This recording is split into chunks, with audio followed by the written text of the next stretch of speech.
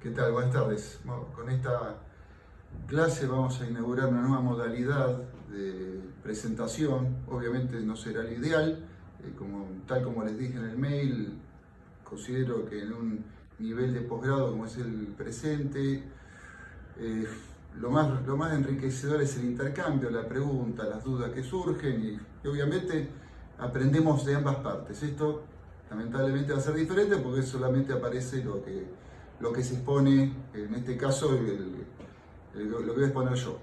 La idea es continuar con lo de la clase pasada. La clase pasada habíamos hablado de formas de Estado, ¿no? Ya que la materia se llama Estado y Principios Constitucionales, queríamos hacer hincapié en la clasificación de Estado a tenor del elemento territorio, específicamente la clasificación en estados unitarios, confederales y federales. Específicamente la República Argentina adoptó el sistema federal de gobierno, probablemente de forma no muy clara.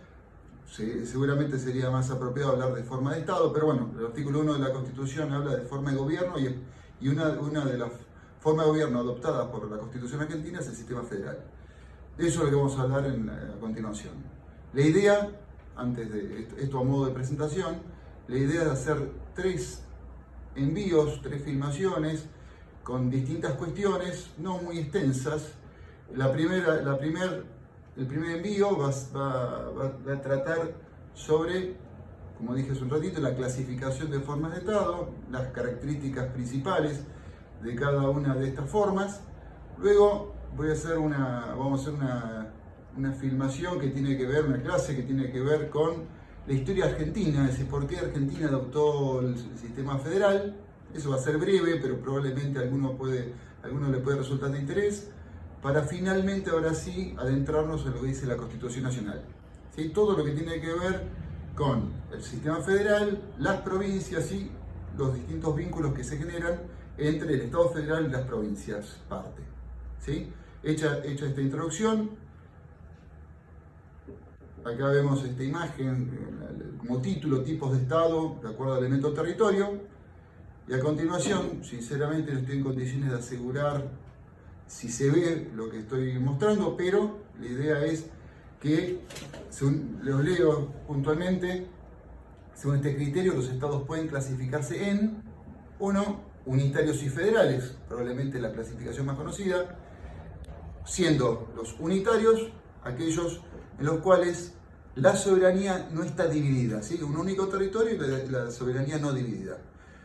Y por otro lado tenemos los sistemas que son compuestos, de los cuales encontramos el Estado confederal y el Estado federal. El Estado confederal es un reparto de soberanía entre estados partes, y en la federación, que es el sistema que adopta la República Argentina, la soberanía recae en el Estado nacional y se reservan los estados partes, según la denominación argentina provincias, la característica de ser autónomas. Aclaro que la Constitución argentina nunca dice que las provincias son autónomas, sino que es una característica que se deduce. ¿Sí? Entonces, se los leo, es decir, se toma como criterio de referencia el grado de descentralización del poder central. Máxima descentralización en la llamada confederación y la mínima en el Estado unitario. Con lo cual, el sistema adoptado por la República Argentina coincidiría con el promedio, de hace ni unitario ni confederal, ¿sí? Una suerte de equilibrio entre estas dos formas extremas. ¿Sí? Acá tenemos otro esquema, la confederación, un origen divisible y múltiples soberanías. El Estado federal, un origen divisible, pero una única soberanía y múltiples autonomías. Y finalmente el Estado unitario, en el cual hay un centro de poder político de carácter soberano, ¿sí? Y un origen único.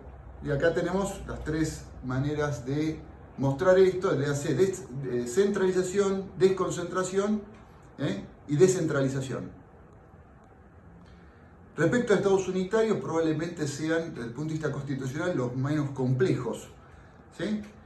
Entonces, ¿por qué? Porque tienen un único centro de poder real. ¿Sí?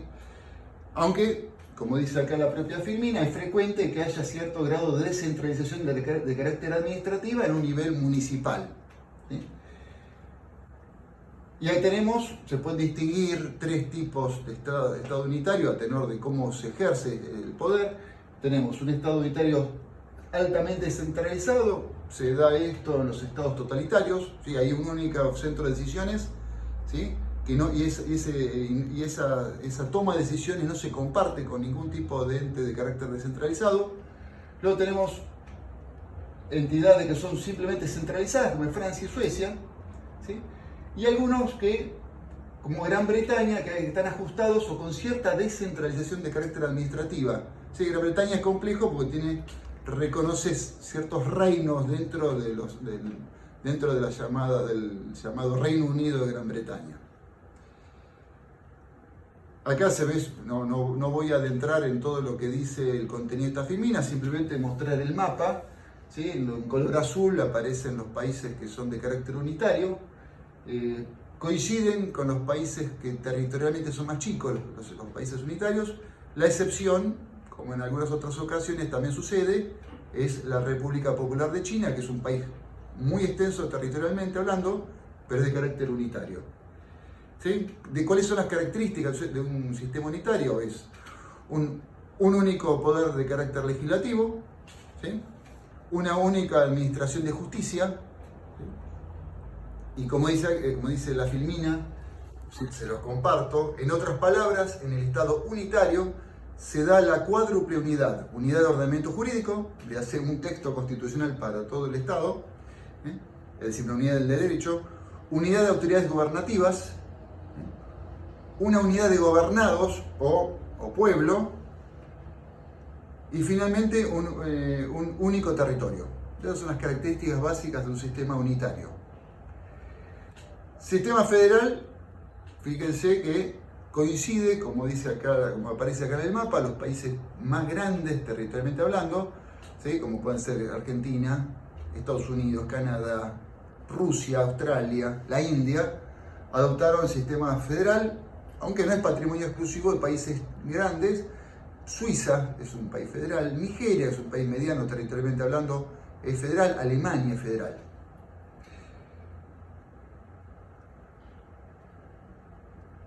Federación, ¿no? Como dice acá la filmina, viene del latín pacto, y es una agrupación institucionalizada de entidades territoriales relativamente autónomas. ¿Sí? Entonces, en el sistema federal se caracteriza por un único territorio de carácter nacional, y dentro de ese territorio nacional se engloban estados partes que pueden ser, para Suiza serán cantones, para Alemania serán los Länder, para Argentina son provincias, para Estados Unidos son estados, al igual que para Canadá y al igual que para Australia. ¿Sí? Y estos estados o provincias tienen, depende del régimen que se haya adoptado, una mayor o menor grado de autonomía. De igual forma, en el Estado federal siempre se considera una suerte de supremacía del Estado federal respecto a los estados de las entidades partes, en nuestro caso provincias. Entonces, acá la imagen habla justamente de Estados Unidos, que fue el modelo que Argentina toma del sistema federal, y acá tenemos imagen de Casa Rosada. Y el Estado federal, uno de los objetivos del Estado federal es proteger la unidad nacional, pero respetando la diversidad. ¿Sí? Y es uno de los principales objetivos de este sistema. Como dice acá, digamos, se toma como modelo la Constitución de 1787 de Estados Unidos, ¿sí? Y se reitera el concepto: en el Estado federal la soberanía recae en el Estado nacional y se reservan a los estados parte de la autonomía.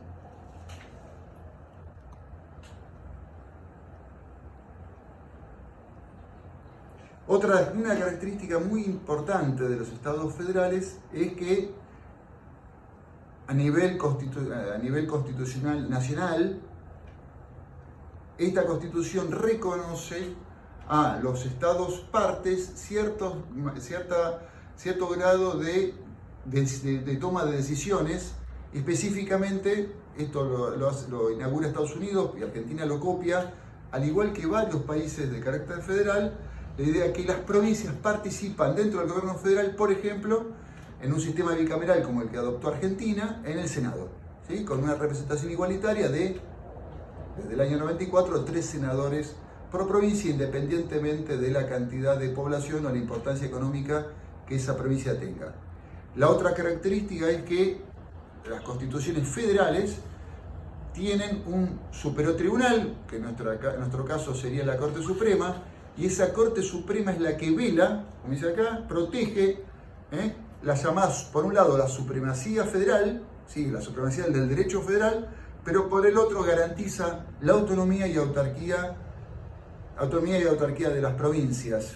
Por ejemplo, fíjense el artículo 117, que la Corte establece dentro de su competencia originaria la competencia de intervenir cuando una provincia es parte. Y el 127 de la Constitución prevé que cuando hay conflicto entre provincias será la Corte la que los dirima. En el otro extremo, tal como hicimos referencia, aparecen los estados de carácter confederal, ¿sí? Y acá, a diferencia de los sistemas federales, los estados confederales son aquellos que se caracterizan por ser una unión de estados soberanos, con carácter, como dice acá la Filmina, de mayor o menor grado de pertenencia y permanencia en el tiempo, ¿sí? La idea de los estados confederales es que la soberanía de cada estado se mantiene, pero, como dice acá, se renuncia o se delega parte de esa soberanía al estado confederal, que es el que por ejemplo, va a tener la potestad de la conducción en guerra o de las Fuerzas Armadas, o lo que tiene que ver con el control de fronteras, ¿sí? Como dice acá, uno de los objetivos básicos de la Confederación es la defensa común para garantizar seguridad externa e interna de los estados. Ahora después, cuando veamos en la siguiente filmina, vamos a ver que Argentina, el texto 1853 hablaba de la constitución de la Confederación, por más que técnicamente nunca fue una confederación argentina, ¿sí? Excepto en la etapa que viene a ser desde la firma del Pacto Federal hasta el Pacto San Nicolás de los Arroyos. Acá probablemente no se pueda advertir, acá habla de algunas, esta imagen habla de algunas de las características de la Confederación. Básicamente la Confederación, como dijimos, es unión de estados de carácter soberano, y estos estados, partes de la Confederación, se reservan básicamente dos competencias. La primera es la nulificación, léase que puede un estado parte determinar que una decisión del Estado confederal no sea aplicable en el territorio de ese estado en particular, ¿sí? La otra competencia es la competencia o la facultad de secesión o separarse de la Unión. Con lo cual, al ser las confederaciones tener un origen en un pacto, es un pacto de característica revocable, razón por la cual cualquier Estado parte puede en algún momento de su historia determinar que se quieren retirar, ¿sí? Es el derecho de secesión, en el cual, como veremos a continuación, en Estados Unidos generó toda una cantidad de problemas, inclusive la famosa guerra de secesión o la guerra civil que tuvo Estados Unidos en la década del año 1860. Sí, este es un mapa de los Estados Unidos, ¿no? En el cual se hablaba, en realidad la historia es anterior, es decir, antes de la Constitución de 1787 están los llamados artículos de la Confederación, por medio de la cual los tres estados norteamericanos se unieron por un convenio o un pacto confederal. Lo que sí, ese pacto confederal claramente caducó con la sanción de la Constitución de 1787. Los estados del sur, de la guerra civil de la cual en más de una película todos hemos sido testigos, los estados del sur entendían que la unión de los Estados Unidos era de carácter confederal, razón por la cual podían, llegado el caso, separarse, como intentaron hacerlo sin suerte. Sí, el norte finalmente, en el campo de batalla, dirimió la cuestión de carácter jurídico. Acá tenemos simplemente el teórico más importante que tuvo los llamados confederados. Tuvieron como gran teórico, como dije recién, a este señor John Calhoun, que era un abogado, que llegó a ser vicepresidente de Estados Unidos en dos oportunidades y con dos presidentes diferentes. Fue secretario de Estado, fue senador de los Estados Unidos. Reitero, fue el gran teórico de la idea de nulificar, de que podía en el Estado confederal nulificar una decisión, como así también podía secesionarse, que es lo que finalmente se entendieron los Estados del Sur, pero como dijimos hace un rato, fracasó en la guerra civil. Lo que sí, como experiencia de carácter confederal, por más que por mucho tiempo no se creyó que esto sea tan así, se puede hablar tranquilamente de la Unión Soviética. La Unión Soviética, a partir de la llamada Revolución de los Soviets, tuvo 4 constituciones, ¿sí? Probablemente las más conocidas son la de Stalin del año 1936 y la de Brezhnev del año 1977, y ambas, por más que el sistema soviético era muy férreo, ¿no? Y la idea de un único partido, ¿no? Y además en una sociedad básicamente militarizada, sin embargo, ambos textos del 36 y del año 77 establecían la posibilidad de que los estados partes de la Unión Soviética pudieran, llegado el caso, separarse. Obviamente esto no era creído, ¿no? por la gran mayoría de la doctrina. Karl Loewenstein, por ejemplo, decía que era una cláusula que básicamente era casi risible, ¿no? Porque bajo un sistema rígido como era el soviético, disponer la separación era casi como imposible. Sin embargo, si vemos la historia reciente, a partir de la crisis que comienza en el año 1988, finalmente en el 91, los presidentes de 4 estados que conformaban la Unión Soviética, el estado ruso, ¿sí? El estado ucraniano, Bielorrusia y uno de los países bálticos, Estonia, solicitaron al presidente de la Unión Soviética separarse. Lo que finalmente sucedió, fíjense la gran dispersión que se generó a partir del año 91, ¿no? Y fíjense la diferencia entre lo que era la antigua Unión Soviética con lo que es en la actualidad los ex países. Obviamente se destaca Rusia como país más importante, pero finalmente podemos llegar a la conclusión que fue un Estado confederal que finalmente en el momento que no les convino más, se separaron. Básicamente, reitero, es de las únicas experiencias en las cuales somos testigos de un Estado confederal que finalmente hizo uso de la posibilidad de secesionarse.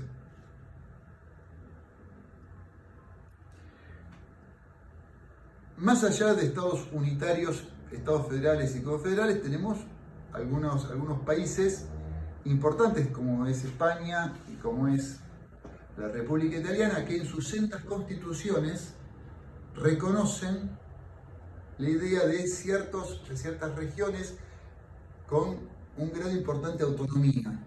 ¿Sí? Fíjense, la Constitución italiana de 1947, como así también el texto español del año 1978, ambos, claro, también tiene que ver con su evolución histórica. Los italianos venían del Estado fascista y los españoles venían del llamado régimen franquista, y lo primero que hicieron sus textos es reconocer a las distintas regiones un grado importante de autonomía.